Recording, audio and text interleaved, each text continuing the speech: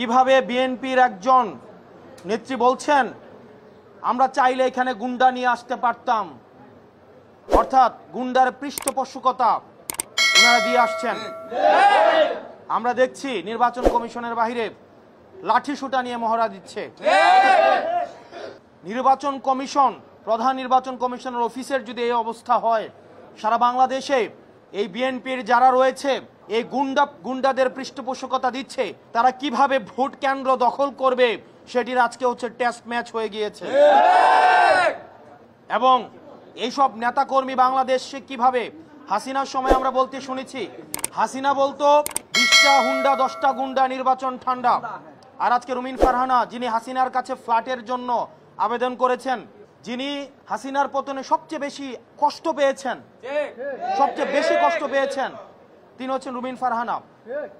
আমরা 15 আগস্টে